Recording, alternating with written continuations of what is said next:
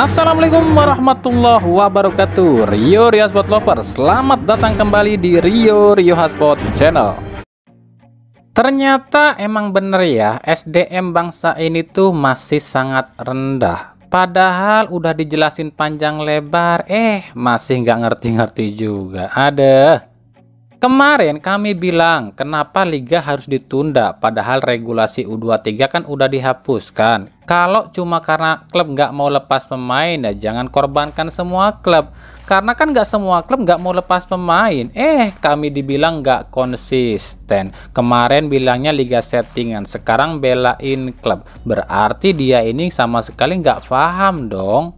Ditundanya liga dengan alasan klub nggak mau lepas pemain. Apa itu sama aja namanya liga settingan?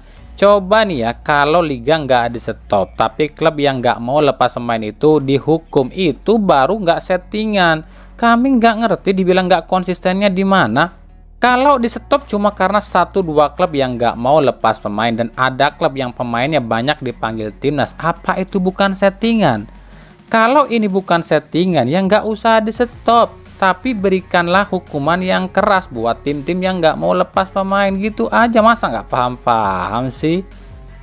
Tapi ya udahlah ya, kan setiap orang punya pendapat masing-masing. Kita ambil hikmahnya aja. Buat yang ngerasa rugi kenapa liga ditunda padahal timnya lagi bagus-bagusnya dan nggak ada pemain yang dipanggil ke timnas, ya salah sendiri. Kenapa nggak kirim pemain ke timnas?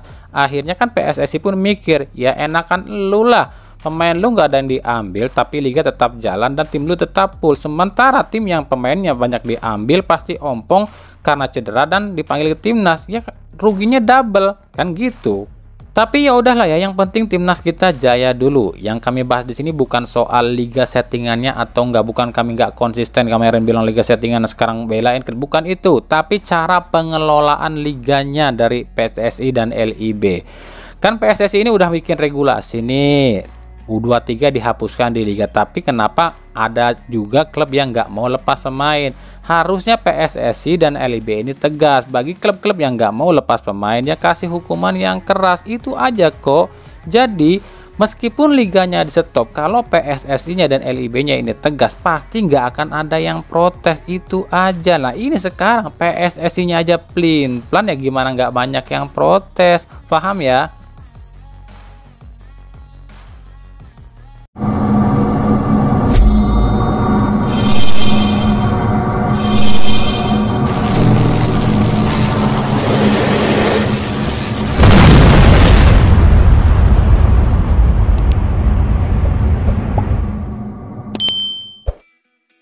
Oke, Erspro akhirnya membuat statement alias pernyataan jika Erspro ini menerima semua kritikan dan masukan dari masyarakat soal jersey timnas dan berjanji akan memperbaiki desain jersey timnas untuk kedepannya. Dan soal Ernanda Putra, Erspro sudah mengakhiri kerjasama dengan pihak Ernanda Putra. Nah, ini statementnya ya. Kami pikir ini tindakan yang bagus dan dewasa dari Erspro, terima masukan dan memperbaiki kekurangan. Kalau soal jersey timnas ya, kan netizen itu yang memprotes itu bukan masalah detailnya ya, tapi desainnya alias modelnya aja. Ya kalau Erspro ini bisa ngerubah sedikit desain jersey timnas, kami pikir masyarakat pun pasti akan respect deh sama Erspro. Ya itu aja sih.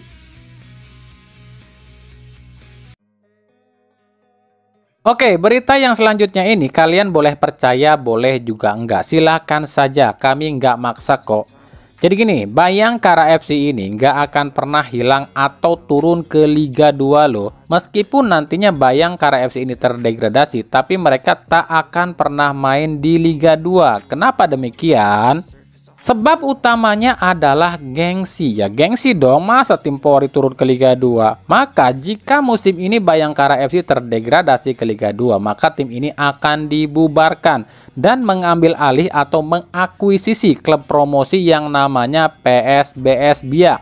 Jadi nantinya andai Bayangkara FC ini terdegradasi, maka PSBS Biak yang naik kasta ke Liga 1 ini akan diakuisisi dan berganti nama menjadi Bayangkara PSBS FC dan bermarkas di Jakarta. Tapi jika Bayangkara FC musim ini tak terdegradasi, maka PSBS ya tetap PSBS, yakni PSBS Biak. Ya silahkan percaya, nggak percaya juga nggak apa-apa. Tapi kita lihat aja kebenarannya musim depan. Dan jika ini terbukti, berarti apa yang kami utarakan dan apa yang kami dengar ini menjadi kenyataan.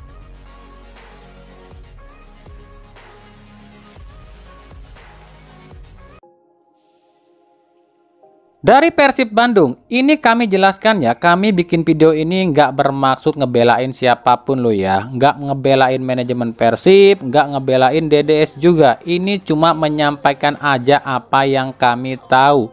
Kalau mau percaya ya syukur, nggak percaya juga nggak apa-apa. Saat ini kan masih simpang siur nih, ada yang bilang Persib ini nunggak gajinya DDS, ada yang bilang DDS ini yang ingin minggat, dan lain-lain, banyak berita simpang siur.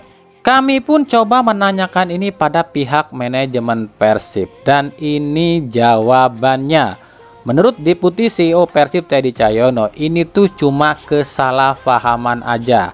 Yang dimaksud DP oleh WHO itu bukan DP gaji lo ya, tapi DP perpanjangan kontrak untuk musim depan. Nah ini pernyataan Teddy Cahyono.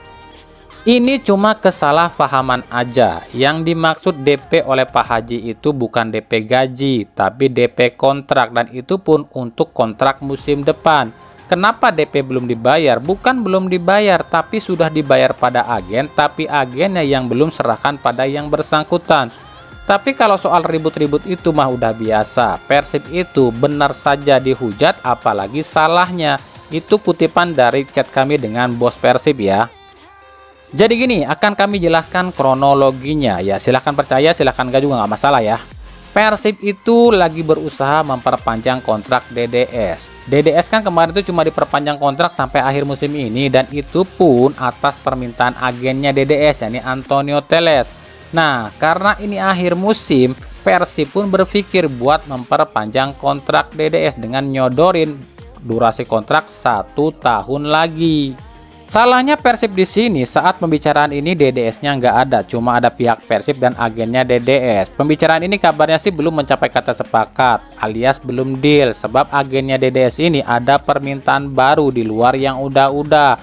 Ya kami pun nggak tahu apa itu, mungkin bisa naik gaji atau apalah, sebab agennya DDS ini bilang kalau DDS ini udah berjasa bagi Persib, jadi wajar kalau agennya ini minta naik gaji.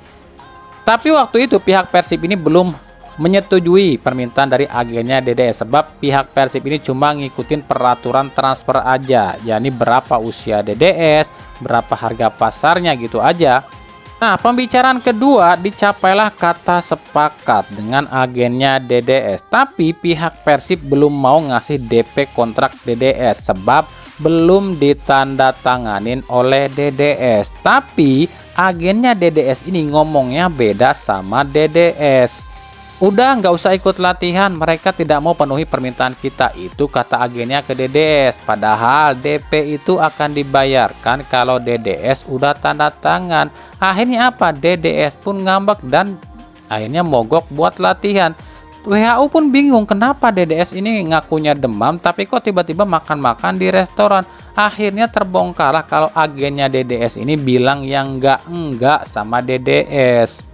Yang pasti di sini DDS pun salah, sebab dia ini masih punya kontrak tapi udah mogok buat latihan. Ini bisa kena denda loh. Pihak Persib pun salah, yakni WHO ini langsung bilang ke publik tanpa bertemu dulu dengan DDS dan petinggi Persib yang lain. Tapi ya udahlah ya, meskipun DDS musim depan nggak bisa dipertahankan, itu adalah hal yang wajar.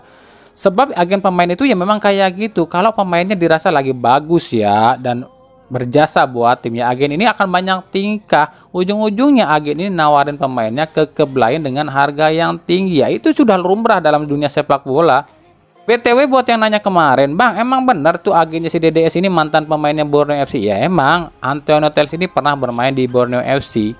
Ya udah buat Boboto, fokus aja ke Siro. Kan agennya Siro ini Teddy Cahyono. Ya memang sih belum diperpanjang, semoga aja bisa diperpanjang sama Teddy Cahyono. Dan mungkin bisa mendapatkan pengganti yang sepadan buat DDS. Mungkin Bergson da Silva kami pikir layak buat menggantikan DDS. Kan bisa duet lagi nih, duet timnas Brazil U20 di Persib.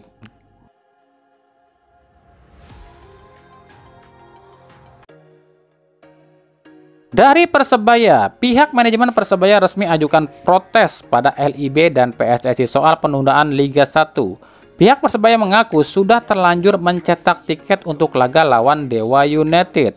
Menurut Ketua Panpel Persebaya Ramsur Rahman, hingga saat ini belum diketahui berapa kerugian Persebaya karena telah terlanjur mencetak tiket. Tapi paling tidak sampai ratusan juta rupiah udah keluar untuk membuat tiket.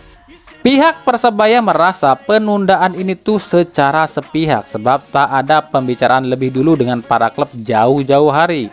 Nah, ini yang kami maksud. Coba nih ya, kalau mau nunda liga itu disusun dulu deh secara rapi. Kumpulin dulu para klub, bikin kesepakatan. Jangan asal terbitkan surat penundaan liga gitu aja. Kan wajar kalau ada klub yang merasa dirugikan. Gitu loh, paham ya?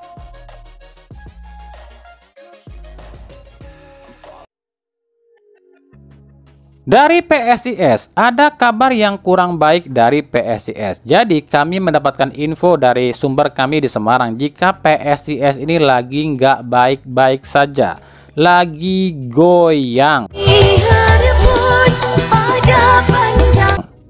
Bukan goyang gitu juga. Kami nggak bisa sebutkan secara detail permasalahan PSIS ini apa. Kalian udah pada ngerti sendiri kali ya.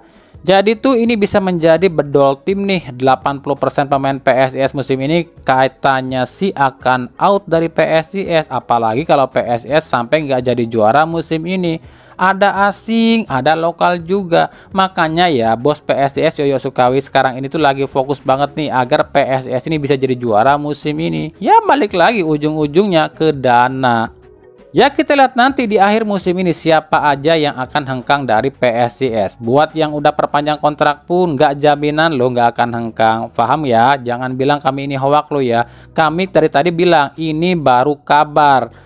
Jadi pintar dikit mencerna berita. Jangan asal komentar hoak lo. Kan kami udah bilang ini baru sekedar kabar.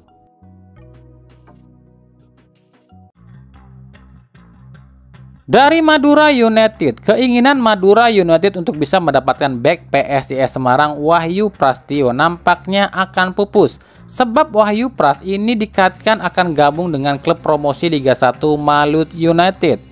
Bahkan bukan cuma Wahyu Pras, tapi ada Ucil Fredian Wahyu pun kabarnya akan gabung ke Malut United. Ya lagi-lagi Imran Nahumaruri efek di Malut United yang bikin tim ini bisa membobol seluruh pemain PSIS Semarang.